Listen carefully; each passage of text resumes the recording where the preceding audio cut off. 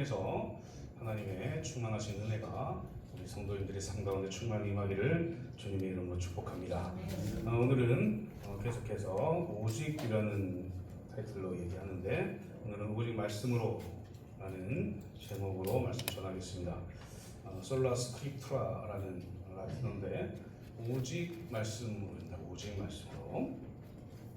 우리가 성경 없이 신앙생활을 한다고 한번 생각해보세요. 성경 없이 신앙생활을 한다. 1년이 지나도 성경 말씀을 단 한 구절도 접할 수 없는, 볼 수도 없는 그런 상황에서 그냥 믿으라고 하니까 예전에 우리 선배 목회자들이 덮어놓고 믿으라고 하죠. 덮어놓고 믿으라고 하는 그런 어떤 상황들이 우리에게 지금 펼쳐져 있다면, 지금 우리 성도님들 앞에는 성경책이 있잖아요. 성경책이. 이 성경책이 없어요. 가정하는 거예요. 상상해 보세요. 성경책이 없어요. 그러면 어디에 의지하겠습니까? 저를 의지하겠죠. 목사님은 신학대학원을 나왔으니까 성경을 다 아시겠지. 그러면 목사님 말에만 이렇게 귀를 기울이고, 목사님이 말하는 것이 모두 다 정답인 것처럼, 제가 다 거짓말한다는 얘기가 아니고요, 정답인 것처럼 그렇게 믿지 않겠습니까? 예수 그리스도를 믿을 때, 신앙생활할 때 성경이 없다면 그렇게 할 수밖에 없는 거겠죠. 성경이 인쇄술이 발달해가지고, 구텐베르크에 의해서 인쇄술이 발달해가지고 이 성경이 쫙 인쇄돼가지고 그 당시에 하나님의 역사로 종교개혁이 막 일어났단 말이에요. 인쇄술이 발달하지 않았으면 종교개혁이 일어날 수가 없었어요. 왜냐하면 라틴어로 성경책이 돼 있었고, 라틴어를 알 수 있는 사람은 사제들밖에 없었기 때문에, 제가 지금 방금 얘기한 대로 사제 얼굴만 보고 있는 거예요. 그리고 믿어, 이렇게 얘기했어, 하나님이 이렇게 얘기했어, 믿어, 그럼 믿어야 되는 거예요. 그게 이제 그 당시에 어떤 신앙생활이었다라는 거죠. 제가 이 말씀을 드리는 이유는 뭐냐면, 이 하나님께서 이 성경을 우리에게 보편적으로 읽을 수 있도록 이렇게 만들어 주신 이유가 있다는 겁니다.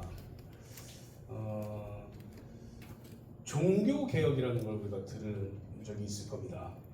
마틴 루터에 의해서 종교 개혁이 일어나요. 근데 이 종교 개혁이 일어나면서 이 마틴 루터가 얘기한 게 있어요. 그게 이제 오직이라는 겁니다.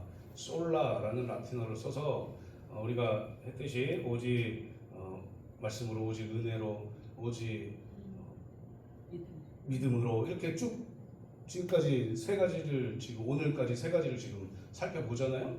이런 게 나오게 된 배경이 뭐냐면, 하나님의 말씀을 그 당시에 사제들 마음대로 얘기하고 마음대로 듣게 하고, 그게 마치 진짜 하나님이 말씀하신 성경의 말씀인 것 양 얘기했기 때문에 이 마틴 루터의 종교개혁이 일어날 수밖에 없었던 거예요. 제가 이 성경이 보편적으로 모든 사람들에게 전해졌을 때 나는 좋다 이렇게 얘기하는 이유가 뭐냐면, 우리 성도님들이 올바르게 신앙생활을 할 수 있습니다. 이 성경을 통해서. 왜냐하면 성경을 보시잖아요. 우리 성도님들이. 성경 안 보시는 건 아니죠. 성경 통독 대회가 지금 계속 진행돼요. 1년에 한 번씩. 성경을 읽는단 말이에요. 우리 성도님들이. 제 말만 듣는 게 아니라 성경을 읽어요. 성경을 읽고 어떻게 성경이 쓰여져 있는지를, 뭐라고 하나님이 말씀하시는지를 살펴봐요. 그러니까 더 유익이 있는 겁니다. 내가 이제 살펴보면서 말씀대로 살아야겠다 라고 하나님의 말씀을 알 수 있기 때문에. 제 입장에서는 좋을 것 같습니까? 나쁠 것 같습니까? 네, 좋습니다. 제 마음대로 막 하면 좋을 것 같잖아요. 제 마음대로 할 사람도 아니고, 성경에 쓰여 있는 대로 말해야 되기 때문에, 하나님의 말씀을 제가 전해야 되기 때문에 더 잘 준비한단 말이에요. 왜? 우리 성도님들이 성경을 알고 있으니까. 우리 성도님들이 성경을 읽었으니까. 저는 더 기도하고 더 준비하고 말씀을 전하겠죠. 이런 어떤 서로 상승작용이 일어나는 게 좋다는 거죠. 저는. 성경을 많이 읽으십시오. 근데 저를 괴롭히세요. 괴롭히십시오. 저도 성경을 잘 연구하고 많이 연구하고 우리 성도님들이 어떻게 하나님의 말씀을 잘 이해하고 들어야 되고 어떻게 살아야 되는지를 전해야 되기 때문에 우리 성도님들도 많이 읽으세요. 읽으시고 알아보시고 모르면 저한테 물어보시고 이렇게 하는 거죠. 그렇게 신앙생활을 해나갈 때에 하나님의 적어놓은 이 성경대로 하나님의 뜻이 이루어질 수 있다. 그런 의미에서 이 성경이 보편화되는 게 저는 좋다고 생각을 하죠. 지금 현재를 살고 있는 우리 그리스도인들에게는 이 성경은 그냥 읽으면 읽을 수 있는 책이에요. 세계에서 가장 많이 팔린 베스트셀러 이런 걸 자체하더라도 이 성경을 우리가 읽을 수 있다는 게 너무나 큰 장점입니다. 그 배경을 이제 또 마틴 루터가 종교개혁을 할 수밖에 없는 배경을 우리가 알아야 돼요. 그래야지 제가 이야기하는 걸 조금 이해할 수가 있습니다. 마틴 루터가 오직 성경으로, 오직 말씀으로, 오직 은혜로, 오직 믿음으로 이런 얘기를 할 수 있었던 이유는 마틴 루터가 살았던 생애를 보면 알 수 있어요. 마틴 루터가 종교개혁을 해야 되겠다라고 생각한 성경 구절이 이신칭입니다. 이신칭. 로마서 1장에 나와 있는. 오직 믿음으로 말미암아 구원을 얻었다라고 하는 의롭게 되었다라고 하는 그 이신칭의를 믿었기 때문에 마틴 루터는 내가 종교개혁을 해서 지금 이렇게 썩어져 가고 있는 이 종교, 이 소위 기독교라고 하는 그걸 다시 한번 내가 개혁을 해야 되겠다 라고 생각을 한 부분들이 이 성경 때문에 그래요. 이 마틴 루터는 사실 되게 똑똑했던 사람입니다. 22살에 석사학위 받은 사람이에요. 마틴 루터가 종교개혁을 했던 그 나이가 몇 살이냐면 34살입니다. 되게 똑똑했던 사람이에요. 사제였습니다. 사제. 아버지는 이 마틴 루터가 법학을 했으면 좋겠다고 생각을 했는데 이 마틴 루터는 나는 신학을 공부해서 사제가 되고 싶어요 해서 신학을 공부해서 실제로 사제가 되고 대학교에 강단에서 교수 활동도 해요. 상당히 머리가 좋았던 사람이죠. 내주는 강한 성이요라는 찬송가도 쓰고 이랬던 사람입니다. 왜 마틴 루터가 95개의 반박문을 성당에 걸어놓으면서 종교개혁을 했을까? 왜 그랬을까? 그걸 한번 살펴보면 그럴만하구나 라고 생각이 들 겁니다.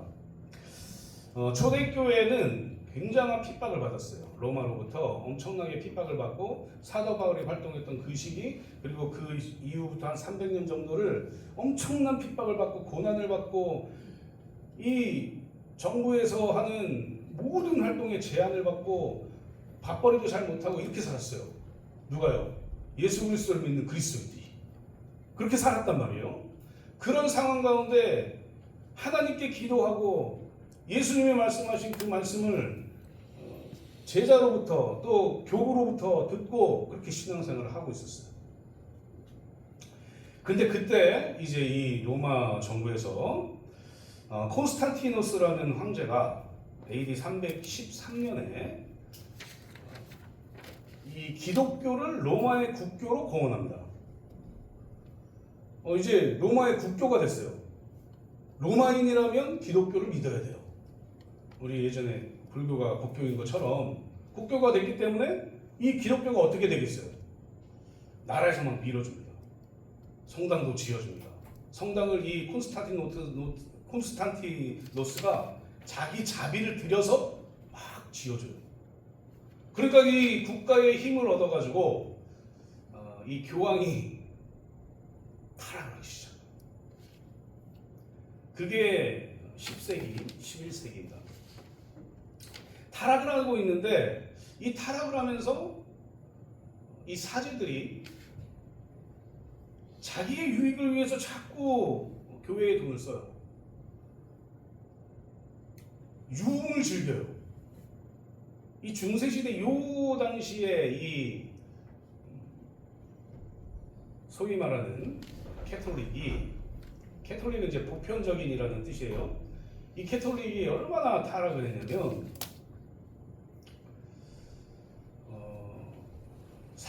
사제들, 신부들은 결혼을 못 하잖아요. 알고 계시죠? 결혼 안 하는 거. 안 합니다, 결혼. 금욕 뭐 이런 것 때문에 안 하는 거겠죠. 사제들이 이제 결혼을 안 하고, 그런데 자꾸 수녀들을 통해서 사생아가 태어나요. 이상하지 않습니까?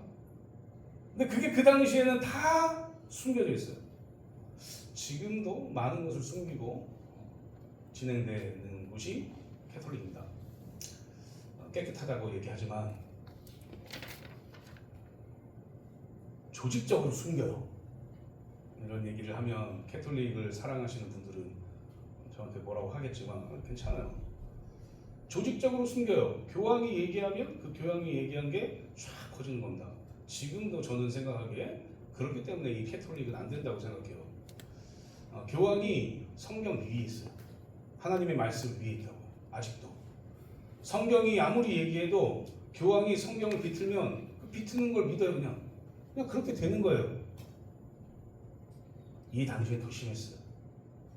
10세기, 11세기 이때는 1000년, AD 1000년, 1100년 뭐 이때죠. 이때는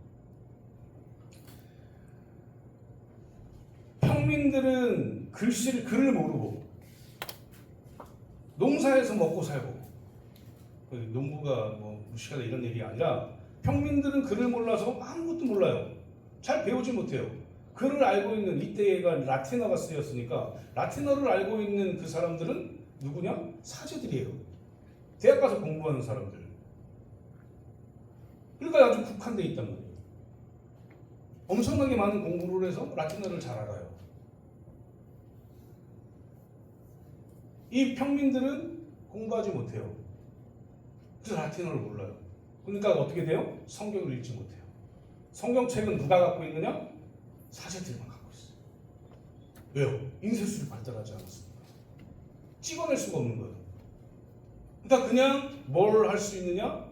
사제들이 얘기하는 거 그냥 듣고 아 그렇구나 하고 믿는 겁니다. 문제가 이제 발생해요. 그 문제가 뭐냐면 우리가 알고 있는 면죄부입니다. 이 면죄부는 왜 면죄부가 생겨났냐면 이 국교로 이 콘스탄티노스가 국교로 이 기독교를 딱 제정했잖아요. 제정하니까 이 사제들이 자꾸 돈 맛을 보니까 자꾸 뭔가 세속적인 것을 맛을 보니까 거기에 자꾸 빠져드는 거예요. 타락합니다. 이 종교가 타락해요. 기독교가 예수 그리스도의 그 말씀과 완전히 다른 길을 가요. 변질돼요. 그리고 인간이 말한, 자기들이 말한 것들이 진리라고 얘기해요.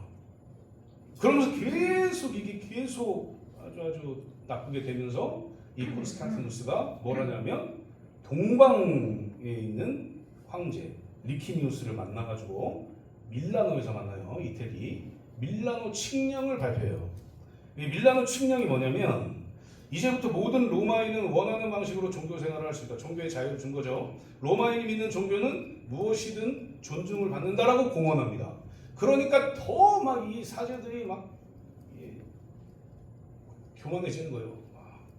야, 이제 됐다. 옛날에 우리가 핍박받았던 그 모든 것을 지금 다 우리가 다 보상받는구나 하면서 막 황제보다 더 높게 되는 거예요. 교황이. 그렇게 돼버리는 겁니다. 이게 사실은 정치적인 통합의 목적이었으나 이것으로 말미암아서 기독교가 완전히 타락해요. 예수님이 없는 기독교가 되고 연옥설을 주장하고 연옥에서 뭔가 탈출해서 천국에 가기 위해서는 지상에 있는 자기 자녀들이 돈을 주고 면죄부를 사하면 천국에 올라갈 수 있다. 이런 주장을 해요. 그래서 벌어들인 돈이 엄청납니다. 요때에 이 벌어들인 돈으로 뭘 했냐면 제가 베드로 성당만 이야기했지만 사실 이 사제들이 썼던 돈들, 이런 돈들을 메꾸기 위해서 그 일을 한 거예요. 상당히 나쁜 일을 한 겁니다. 그리고 이제 이 베드로 성당을 짓는데 베드로 성당이 109년 동안 져요. 109년 동안 졌으면 109년 동안 면제부 계속 팔았다는 얘기 아닙니까? 이 면제부가 한 장당 얼마였냐면 4분의 1 플로린이라는 화폐 단위가 있는데 이 4분의 1 플로린이었어요. 이 액수가 어느 정도 되냐면 송아지 3마리를 살 수 있는 돈이래요. 요즘 얼마입니까 송아지 하나에? 그러니까 몇백만 원인 거예요. 지금 치면 몇백만 원, 1000만 원 가까이 되는 거 면제부 하나에. 근데 이 면제부를 안 사면 뭔가 죄인인 것처럼 얘기합니다. 이 교육 사제들이. 야, 너 효도를 그렇게 안 하냐? 지금 엄마 아빠 지금 연옥에 가 있는데 네가 사야 연옥에 있는 그분들이 천국 갈 거 아니야? 라고 얘기해요. 그럼 사겠습니까? 안 사겠어요? 살 것 같습니까? 사요, 못 사요. 성경 모르잖아요. 성경 못 읽잖아요. 삽니다. 그렇게 해서 100여 년 동안 벌어들인 돈으로 베드로 성당 진 거예요. 이 베드로 성당의 이 아주 비잔틴 이 문화가 쫙 보면서 멋있지 않습니까? 베드로 성당. 그게 다 이렇게 거짓으로 돈을 걷어가지고 지은 거예요. 하나님 기뻐하실까? 이제 마틴 루터는 이제 고민이 되는 거죠. 본인이 성경을 읽어서 깨닫고 있는데 지금 하고 있는 양상을 보니까 국가와 정교 유착이라고 그러죠. 국가와 유착이 돼가지고 이 일을 하고 있어요. 하나님이 진짜 이 교회를 사랑하고 계실까? 하나님이 원하시는 뜻대로 지금 살고 있는 것일까? 이런 고민들이 너무 많았던 거예요. 그래서 95개 반박문을 써가지고 붙여버리죠. 그때 무슨 일이 일어났냐면 이 마틴 루터를 감금해 버립니다. 교수 활동하고 있었는데 교수 활동 못하게 하고 성 안에 감금해 버려요.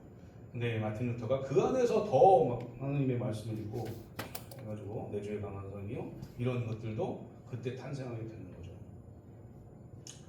사랑하는 성도님들, 하나님의 말씀은 모든 사람들이 알아야 됩니다.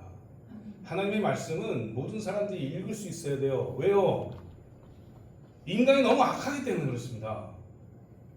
인간은 너무 악하기 때문에 사제도 신도 아니고 목회자 신도 아니고 견제할 수 있지 않겠습니까? 제가 말씀드리는 것에 대해서 성경에 이렇게 안 써 있는데요. 그러면은 죄송하다고 얘기할 수도 있는 거고 그런 어떤 서로의 견제가 있어야 되는 건데 그렇지 않은 이런 시대적인 배경에서는 사제의 말이 곧 법이었던 거예요. 사제의 말이 하나님의 말씀이었던 거죠. 지금은요. 지금 캐톨릭도 그렇습니다. 미안한 말씀이지만 어떤 사람들은 제 이제 캐톨릭에 다니는 분들하고 얘기할 때 가끔 얘기하면 그렇게 얘기해요. 기독교는 카톨릭에서 나온 새끼 아니냐 이렇게. 말이 안 되죠. 카톨릭이 타락한 부분들을 개혁해서 나온 게 프로테스탄트예요. 좀 더 하나님께로 나아가자.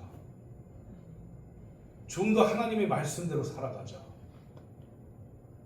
좀 더 하나님의 은혜로 살아가자. 좀 더 하나님을 믿는 그 믿음으로만 살자. 이게 이 개혁교회의 어떤 슬로건이라는 거죠.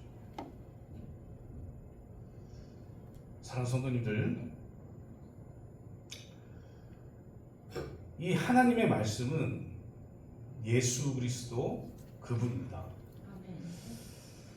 요한복음 1장 14절 말씀에 뭐라고 되어 있냐면 말씀이 육신이 되어 우리 가운데 거하시매 우리가 그의 영광을 보니 아버지의 독생자의 영광이요 은혜와 진리가 충만하더라. 이렇게 말씀하고 있어요. 한 보면 말씀이 육신이 됐대요. 말씀이 육신이 되어서 이 땅에 오셨다. 이 땅에 오신 분은 예수 그리스도니까 예수 그리스도는 말씀이라는 논리적인 어떤 이유와 설명이 되는 거죠.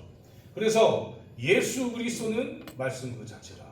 그럼 예수 그리스도께서 이 땅에 오셔서 하신 일이 무엇인가?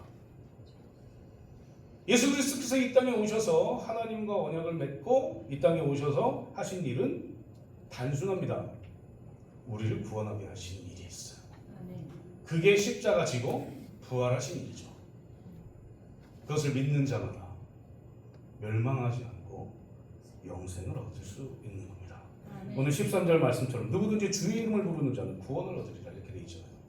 그래서 결과적으로 이 예수 그리스도께서 하셨던 일, 말씀이신 이분이 육신이 되어 이 땅에 오셔서 하셨던 일은 하나님의 나라에 들어갈 수 있도록 하신 일이다. 그럼 이게 뭐라고 얘기하냐? 복음이 복음. 그러니까 하나님의 말씀은 복음이라는 거죠. 오직 말씀으로라는 뜻은 복음으로라는 뜻과 똑같은 거예요. 그래서 사랑하는 성도들, 오늘 말씀을 통해서 성령의 감동으로 쓰여진 이 성경이 과연 무엇을 얘기하고 있는지 우리가 한번 바라보고, 복음으로 되었다, 오직 복음으로 살아야겠다라는 뜻이 또 무엇인지 한번 살펴보는 그런 시간 되기를 주님의 이름으로 축복합니다. 그렇다면 오늘 본문에서 성경의 중요한 내용인 복음에 대해서 어떻게 설명하고 있는가? 첫 번째로 전파하는 자와 듣고 믿는 말씀이다라는 거예요. 복음을 전파하는 자가 없으면 들을 수가 없습니다. 우리 여기 계신 성도님들은 모태신앙도 있을 것이고, 그렇지만 복음을 들었어요. 예수 그리스도에 대해서 들었습니다. 우리 지금 여기 전 들은 적이 없는데요, 아무에게도 들은 적이 없는데요 라고 반박할 수 있는 분들도 계시겠지만 안 그래요. 왜요? 교회에 나와서 목회자의 설교를 듣는 사람들은 다 예수 그리스도에 대해서 들은 거예요. 제가 말씀드렸잖아요. 저는 설교마다 예수님 얘기한다고. 예수님 얘기하지 않으면 이 기독교는 의미 없어요. 사실은 예수님에 대해서 설교하는 거죠. 예수님에 대한 말씀을 전하는 거죠. 그러니까 우리가 모두 다, 여기 계신 모두 다는 예수님에 대해서 들었어요. 복음을 들은 거예요. 그러니까 전파하는 자가 없으면 들을 자가 없다. 그러니까 전파하는 자가 분명히 있다는 얘기예요. 저는 예수 그리스도를 믿은 게, 처음 교회에 나간 게 누구 때문에 나갔냐면 작은 아버지 때문에 나갔어요. 작은 아버지가 자두준대 가자 그러고 나갔어요. 1학년 때, 초등학교 1학년 때. 여기서 국민학교 그러면 좀 늙은 사람처럼 취급되잖아요. 그죠? 초등학교 1학년 때. 다 그렇습니다. 다 이 교회에 와서 복음을 들을 수 있는, 혹은 밖에서 전도되어서 복음 들은 모든 사람들은 다 전파하는 자를 통해서 들은 거예요. 뭘요? 오직 말씀을요. 오직 그 복음의 말씀을 들은 겁니다. 들었기 때문에 이곳에 나와서 예배드리는 거예요. 사랑하는 성도님들, 복음을 전파하는 자가 없으면 우리가 들을 수가 없고, 우리가 듣지 않으면 이곳에 나와서 예배드릴 수가 없습니다. 우리가 듣지 않았으면 우리가 저 하나님 믿고 예수님 믿는 그리스도인입니다, 저 구원받았습니다 라고 고백할 수가 없어요. 그래서 전파하는 자가 꼭 있어야 된다. 그 전파하는 자는 누구여야 되느냐? 오직 말씀으로 사는 사람이어야 된다. 우리가 그런 사람이 또 되어야 되는 거예요. 이 복음을 전파하려는 선교사들이 아니었으면 우리도 예수 그리스도 믿을 수가 없고, 우리나라에 복음이 전해질 수가 없는 거겠죠. 저 강화도라는 섬을 아시죠? 강화도 가보신 분 계십니까? 네, 저도 자주 갔었어요. 왜냐면 그 바로 옆이 어머님 집이어서 어머님 모시고 강화도를 자주 갔습니다. 이 강화도에 처음에 1906년에 스크랜턴이라는 선교사, 그리고 데이밍이라는 선교사가 복음을 들고 찾아갔습니다. 이들이 복음을 전했죠. 그리고 이 복음을 전파받은 모든 많은 사람들이 그 복음을 듣고 예수 그리스도를 믿게 되었어요. 이게 나 예수 그리스도 믿을 거예요 라고 해서 믿은 게 아니라 전파되었을 때 성령의 역사로 선택된 하나님이 선택한 자들이 예수 그리스도를 믿게 된 거죠. 이들 가운데에 이 유교에 심취했던 이런 사람들도 있었고 교회에 심취했던 사람들도 있었고 그럴 거 아닙니까? 이 섬이니까 섬나라니까 고립돼 있으니까 자기가 믿고 싶은 것들을 믿어요. 또 이 바다에 둘러싸여져 있으니까 바다의 신을 믿어요. 그래서 막 인신 제사도 드리고 막 이랬던 곳이었는데 복음을 전파하는 선교사들이 가서 1906년에 이 강화도가 변화가 되는 거예요. 그리고 오직 복음으로 사는 사람들이 나타나게 된 거죠. 그리고 이곳이 지금 강화도 가면 아시겠지만 믿음의 성지처럼 되어 있어요. 그런 것도 있고 이 강화대교를 딱 건너면 거기 이제 처음 강화도에 믿음이 들어왔던 그런 교회가 딱 서 있고 이런 인물들이 많이 있습니다. 시간 되시면 가보시면 더 좋을 것 같고 어쨌든 그 선교했던 선교사가 복음을 전파했던 선교사가 없었으면 이 강화도는 계속해서 도를 따르고 유교에 심취했고 불교에 심취했고 많이 산 있잖아요. 그럼 얼마나 막 제사 지내고 많이 이랬겠어요. 그러니까 그런 거에 빠져 있는 그런 섬이 될 수 있었으나 하나님께서 보내신 겁니다. 누구를요? 복음을 전파하는 자를. 그래서 그 섬이 기독교가 된 거죠. 지금 우리 이것도 그렇고 마찬가지예요. 복음을 전파했던 사람이 없었으면 이곳은 불교의 심취해 있는 그런 동네가 됐어요. 참 저희 교회는 더 그런 것 같습니다. 제가 어제 위임식이 있어서 해오름 전원교회라는 곳을 갔다 왔는데 좀 산속에 있잖아요. 어성전 근처니까 산속에 있어요. 저기 오색교회도 그렇게 있어요. 인구교회 아주 안쪽으로 들어가 있습니다. 우리 교회는 이 물과 가까워요. 그죠? 산도 있어요. 좀만 가면 낙산사 있어요. 안 좋은 거 다 해야 돼요. 그래도 이렇게 세워졌다. 이렇게 세워져서 예수 그리스도를 믿는 사람들이 계속 나타난다. 교회에서 섬기고 충성 봉사하려고 하는 사람들이 계속 일어난다. 아멘. 이 이유는 이 교회에 처음으로 복음을 전하려고 이 교회를 세운 목사님이 계셨을 거고 그리고 지금도 복음 전하는 사람들이 계속 있기 때문에 이루어지는 일이다 라는 사실인 거죠. 사랑하는 성도님들 전파하는 자 되시고 아멘. 우리가 듣고 믿었기 때문에 전파하는 자 되셔서 많은 사람들이 또 듣고 믿는 그런 말씀을 전하시는 저 성도님들 되시기를 주님의 이름으로 축복합니다. 두 번째로 오직 말씀으로 오직 복음으로 하는 거 전파되는 복음과 보내심을 받은 자들이에요. 15절 말씀을 보면 보내심을 받지 않았으면 어찌 전파하리요? 라고 말해요. 사도 바울의 이제 사도성을 좀 얘기하는 건데 하나님이 사도 바울을 보내지 않았으면 사도 바울은 어떤 곳에서도 복음을 전파할 수가 없게 되는 겁니다. 그러니까 이 말은 뭐냐면 다시 한번 얘기하는 건 뭐냐면 하나님이 우리에게 복음을 전하게 만들어 주셨으니까 우리도 복음 전하는 자가 될 수 있었던 겁니다. 선교사님들이 이곳에 120년 전에 이곳에 와서 복음을 전하는 자, 복음을 전하기 위해서 보내심을 받은 자가 되었기 때문에 그들이 와서 복음을 전할 수 있는 거지 하나님이 그들에게 복음을 전하라고 하지 않으면 그런 일이 일어나지 않았으면 복음 전하는 자가 될 수 없었던 거죠. 사랑하는 성도님들 오직 복음을 믿으십니까? 아멘.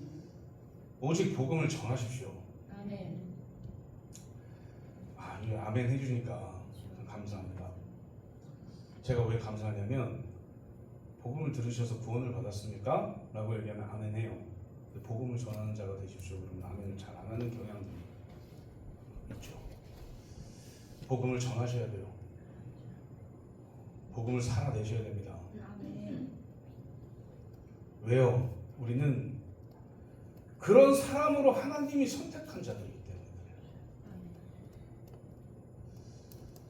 하나님이 우리를 구원하신 이유가 뭐라고 생각하십니까?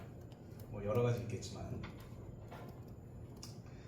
하나님과 함께 동행하게 하기 위함을 저는 첫 번째로 생각을 하고, 아멘. 하나님이 사랑하시니까 하나님이 함께하고 싶은 거예요, 우리와. 하나님이 사랑하지 않으면 우리와 함께하고 싶지 않겠죠. 계속 놔두겠죠. 우리 연인 사이를 보면 알겠죠. 사랑하면 함께 있고 싶은 거예요. 사랑하지 않으면요, 함께하고 싶지 않아요. 함께 있고 싶지 않은 거예요. 하나님의 사랑이 그런 사랑입니다. 하나님이 우리를 사랑하시는 그 사랑은 내가 너와 함께하겠다라는 거예요. 그런데 그 방법이 뭐냐? 예수 그리스도를 통한 복음의 전파입니다. 아멘. 그리고 복음을 들은 우리가 또 하나님이 함께하고 싶어하는 자들에게 전하고 성령의 역사로 그들이 예수 그리스도를 믿는 일이 계속 일어나야 되는 거예요. 아멘. 그게 뭐냐? 하나님의 뜻입니다. 그게 복음이에요. 사랑하는 성도님들, 나는 잘 복음을 잘 못 전하겠어요. 나는 말도 잘 못하고요. 나는 아무것도 못하겠고요. 내가 배움이 약해가지고요. 아무것도 못하겠어요. 문중경이라는 사람이 있습니다. 문중경이라는 여인이 있는데 증도에 들어요. 그래서 이분이 신안군에 있는 1004개의 섬에 복음을 전한 사람이에요. 여자인데 책 내용, 이 문중경 전도사의 생애를 소개하는 책이 있어요. 이 책 내용을 보면 뭐라고 되어 있냐면, 신랑에게 소박을 맞습니다. 신랑에게 아기를 못 낳고, 그래서 신랑한테 소박을 맞아요. 그게 부인 잘못만은 아니잖아요. 근데 신랑에게 소박을 맞고, 시아버지에게서 한글을 깨우치긴 합니다. 한글 깨우치고 나중에 목포에 가가지고 이성복 목사님이라는 그 목사님이 하는 집회에서 은혜 받아요. 은혜 받아가지고 예수님 만난 거죠. 인격적으로 예수님 만나가지고 서울에 올라와서 성경학원에서 신학을 해요. 그래서 신안군에 내려가가지고 섬에 가서 복음을 전합니다. 1004개의 섬에서 복음을 전해요. 그래서 여기를 뭐라고 하냐면 천사섬이라고 얘기합니다. 이게 보셨습니까? 1005개의 복음을 전했으면 이름이 안 나왔을 텐데 1004개 전해가지고 천사섬 이렇게 된 거죠. 이 섬 저 섬 이렇게 돌아다니면서, 배 타고 돌아다니면서 막 복음 전하고 그렇게 삽니다. 똑똑했던 여인이 아니에요. 시아버지에게 한글 배워서 한글 깨우친 여인이에요. 많이 배우지 않았습니다. 그런데 이 여인이 복음을 듣고 나니까 이 복음을 전하지 않으면 어떻게 할 수가 없어서 복음을 전한 거예요. 이 섬 저 섬 다니면서 아무도 복음 전하고 싶지 않은 그곳에 가서 복음 전하는 삶을 산 거죠. 그래서 일어난 일들이 있습니다. 그 일이 뭐냐면, 이 문중경 전도사가 잘 사는 게 아니에요. 부자가 된 게 아니에요. 그게 일어난 일이 아니라 어떤 일이 일어났냐면, 그들의 제자 중에 CCC의 김준곤 목사님이 탄생하고, 중앙성결교회 이만식 목사님, 한국신학대학교 상담학 교수를 지내고 있는 정태기 박사님, 이런 사람들이 탄생합니다. 아무도 모릅니다. 하나님이 하시는 일은 우리는 아무도 몰라요. 미래에 어떤 일이 일어날지 아무도 모릅니다. 미래에 우리 성도님들 중에 굉장한 사람이 탄생이 될 수도 있어요. 우리 채린이가 지금 중2인가요? 중3인가요? 중2예요? 무서운 아이인데, 무서운 아이. 폭탄 내고 다니는 아이잖아요. 북한에서도 함부로 못하는 아이가 중2 한 명 어디 갔어요? 문세아 씨. 저 친구가 어떻게 될지 몰라요. 아십니까? 저 친구가 어떻게 될지? 아무도 모릅니다. 예수님을 잘 만나셔야 돼요. 신앙생활을 잘 하셔야 돼요. 정말 아무도 몰라요. 저 친구가 나중에 어떻게 하나님의 일을 할지는 아무도 모릅니다. 우리 뭐 해야 돼요? 기도해 줘야죠. 사랑하는 성도님들, 우리는 보내심을 받은 자들이에요. 예수 그리스도가 믿어졌다는 의미는 뭐냐면 내가 예수 그리스도 믿고 그냥 구원받았다 이 정도가 아닙니다. 예수 그리스도를 믿게 되었다는 건 뭐냐면 나 이제 예수 그리스도 믿었으니까 이제 나도 예수 그리스도를 믿을 수 있도록 전파해야 되겠구나. 모든 성도가 다 그래야 되더라고요. 믿으십니까? 한 사람도 빼놓지 않고 다 그래야 돼요. 왜? 왜 그래야 되겠습니까? 뭐 복음 전파하는데 특별한 사람이 있을 것 같아요? 아니요. 예수님께서 그렇게 명령하셨기 때문에 그래요. 삶으로 복음을 전파하세요. 말로 복음을 전파하세요. 얼마나 좋은 도구들이 있습니까? 전도지 있고 이제 하반기 때는 물티슈 할 건데 물티슈도 있고 건빵도 있고 얼마나 좋은 도구들이 있어요. 전도하십시오. 복음을 전하십시오. 우리 교회 안 나와도 제가 이렇게 단서를 달아요. 항상 우리 교회 나오지 않아도 돼요. 우리 교회 나오면 좋겠지만 하나님이 사용하시는 그곳에 하나님이 보내셔서 하나님의 일을 하게 하면 되는 거죠. 그게 우리가 해야 될 일이다. 그런 마음으로 살아가십시오. 그런 마음으로 살고 그렇게 복음으로 사는 것이 오직 말씀으로 사는 길이에요. 그러니 오직 말씀으로 사시는 저 성도들 되셔서 우리 가족뿐 아니라 많은 사람들이 예수 그리스도 믿고 구원에 또 들어가는 놀라운 일들을 경험하시는 저 성도님들 되시기를 주님의 이름으로 축복합니다. 마지막 세 번째는 전파된 복음을 순종하는 자들 이거예요. 사실 복음을 전파한다고 해서 누구나 다 믿지는 않습니다.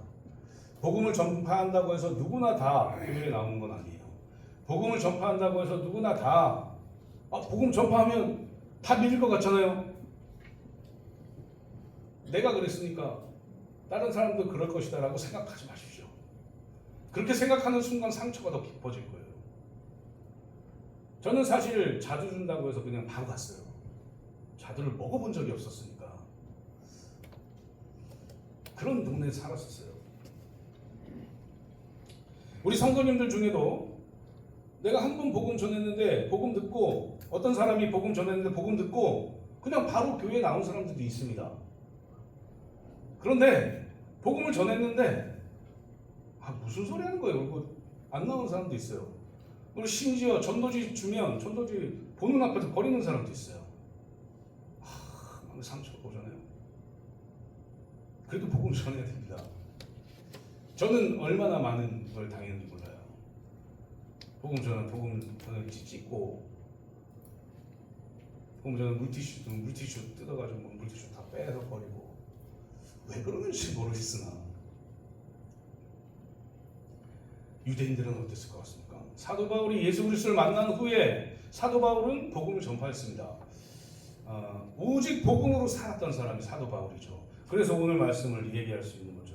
그렇게 살았던 이 사도 바울도 복음을 자기가 유대인이니까 유대인들에게 먼저 복음 전해요. 이 사도 바울의 철칙이 그겁니다. 유대인들에게 전하고 유대인들이 받지 않으면 이방인들에게 전했습니다. 동족이니까 더 그랬겠죠. 복음을 전해요. 사도 바울이. 유대인들 중에 믿는 사람들이 얼마나 있었을 것 같습니까? 당시 전도지가 없어서 그랬겠지만 만약에 전도지가 있었으면 제가 당하는 것처럼 똑같이 사도 바울도 당했을 수도 있겠죠. 전도지 버리고 보는 앞에서 전도지 찍고 물티슈 막 이렇게 날리고 막 욕하고. 실제로 사도 바울은 복음 전하다가 유대인들에게도 맞기도 하고 죽을 때까지 죽기 직전까지 맞기도 하고 진짜 죽었는 줄 알고 성 밖에 버렸는데 어떻게 일어나가지고 다시 들어가가지고 복음 전하고 그랬던 사람이 왜 그랬을까요? 왜?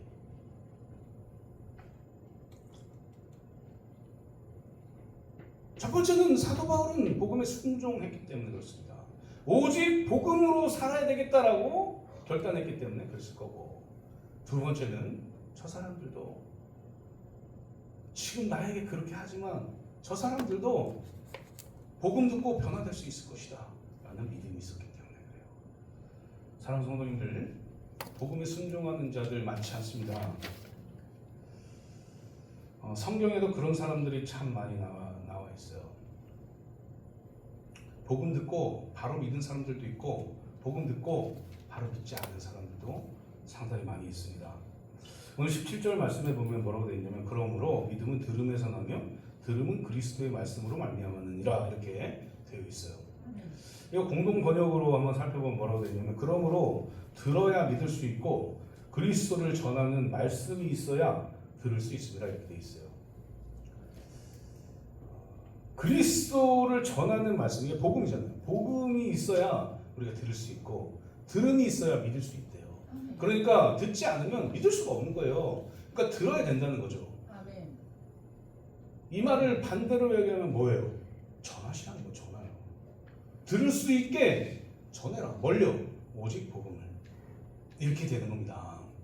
그래서 사도 바울이 그렇게 산 거예요. 아무리 맞아도, 아무리 죽을 어떤 그런 고통이 있어도 복음 전해야지. 오직 복음으로 살아야지. 그래야 하나님의 뜻이 이루어지지. 나를 부르신 이유가 그건데 내가 그렇게 안 살면 어떡하지? 라고 고민하고 두려워하고 살았어요. 그렇게 복음을 전했던 사람. 사랑하는 성도님들, 모든 사람이 사도 바울처럼 살 수는 없겠죠. 그러나 한 가지 공통된 게 있습니다. 그게 뭐냐면 복음을 전하는 삶을 살아야 된다는 거예요. 왜요? 누군가가 그것을 듣고 그리스도인이 되기 때문에 그렇습니다. 아멘. 요한복음 1장 보면 베드로와 안드레 같은 뱃사람들이 빌립을 제자로 불렀어요.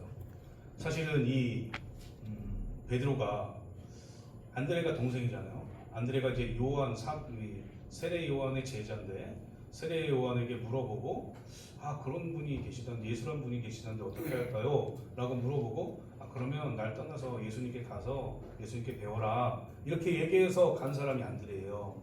이 안드레가 이제 베드로에게 형, 메시아를 만났어. 내가 메시아를 만났어. 와서 봐.